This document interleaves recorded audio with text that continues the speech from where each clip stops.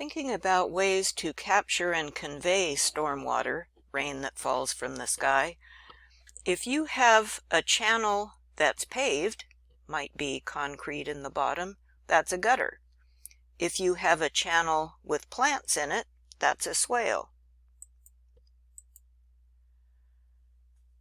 A swale is just a linear channel with plants in it.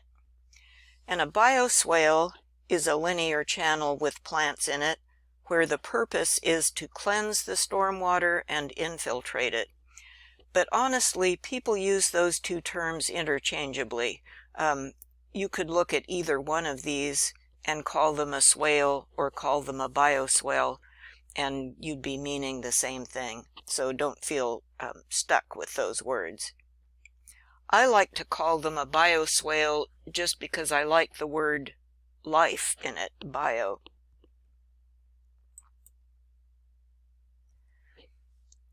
These swales, or bioswales, have two main functions, cleansing and infiltration. There's also the idea of reducing water velocity. So the first function, infiltration, we want to give that water a chance to just sit in the swale, gradually soak in, and gradually infiltrate the ground and replenish the groundwater. In the course of doing that, we are also reducing these flashy flows, where instead of having a big flood of water that goes racing down the pipe, we're letting it move slowly.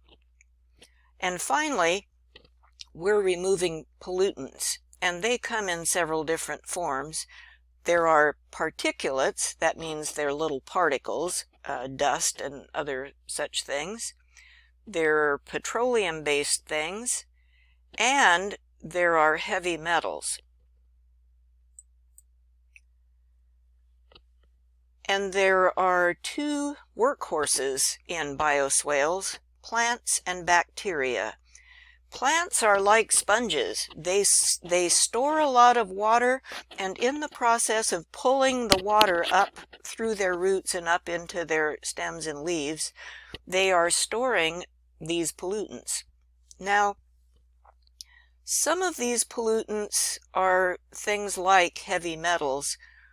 As far as we know, there's not a plant that will break down a heavy metal.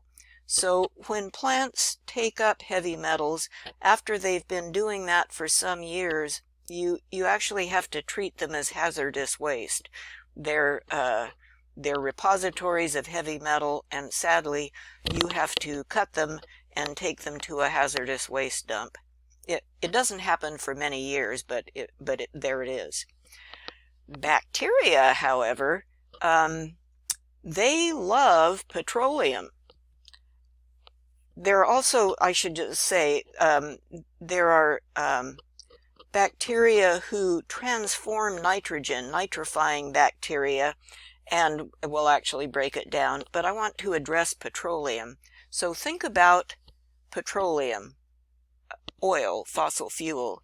It's made out of decomposed living matter, little microscopic plankton, little plants and animals. So it has decomposed considerably, but it's still living matter. It's still hydrocarbon. And bacteria, some strains of bacteria like to eat it. And in fact, that is so much true that in oil fields, bacteria are actually considered pests. And they try to do something to keep the bacteria out of the oil wells, because there are some of those guys who just love to eat petroleum. So in your bioswale, as well as in your porous paving, those bacteria will actually break down oil and grease that drips. But they work slowly, so you need some time to let them do what they do. These are bioswales that are on either side of the Eco Trust parking lot. I probably show you too many copies of these pictures because I really like this place. So this is a permeable paving parking lot, and on each edge is a rich bioswale. with, among other things, not only wetland plants, you can see some rushes in here, but there are also some edible food plants in there. Here's some close-ups. This is a bioswale along Franklin Boulevard at that mill race. You may have heard it called the Duck Pond. And sorry, this is such a dorky picture. Here's Franklin Boulevard, and then this blob here is the mill race, the Duck Pond. What happened was there is a catch basin right here on the edge of Franklin Boulevard that captures runoff from, if I remember right, 25 acres of Franklin Boulevard and adjacent parking lots. And in the past, that catch basin had a pipe that carried all that polluted runoff through the pipe, dumped it into the mill race. The mill race went into the Willamette River. So a class at the U of O was learning about bioswales and wanted to disconnect this catch basin and send that stormwater into a swale. And to his credit, the city engineer who was in charge of this stretch of street, he was very, very nervous about it, but he did agree to disconnect that catch basin. So he did. They disconnected it. And now what happens is runoff from the street runs across the lawn here. There's a slope. It runs into that round thing. You see that round thing pictured here. So think of that as kind of a settling basin. The cigarette butts and all kinds of junk settle out there. And then the water at the top of the surface runs through this swale, and you can see in this dorky drawing that there's kind of a sinuous S-curve thing, and this swale is all filled with plants, mostly wetland plants. And the last I heard, no stormwater ever made it to the outlet. No stormwater even got as far as the mill race because it all soaked in before it got there. So go have a look at that sometime. Here is my favorite place in Portland, I think. This is behind the Portland Convention Center. They call it a rain garden. Really, you could call it a swale because it's a long linear thing, but they call it the rain garden, probably for poetic reasons, and we'll look at this again when we talk about rain gardens.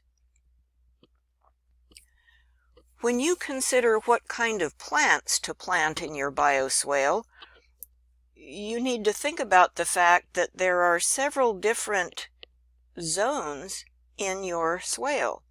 So down in the bottom of the swale, that's where water is going to be accumulating, and you want the water to be able to sit maybe 2 to 4 days before it finally infiltrates and flows away. So the plants down here need to like having wet feet. Wetland plants, rushes, things like that. There's a middle zone, and then up on the top here, this is an upland zone where things tend to be dry.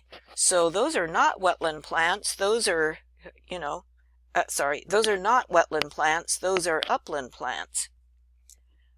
Think maybe around here, dry grass and California poppies. Here are some details which we won't go through, but I'm providing these for you in case you need some technical details sometime if you want to know how to design the thing. These details are out of an earlier iteration of that Portland Stormwater Manual from almost 20 years ago, but the details still hold.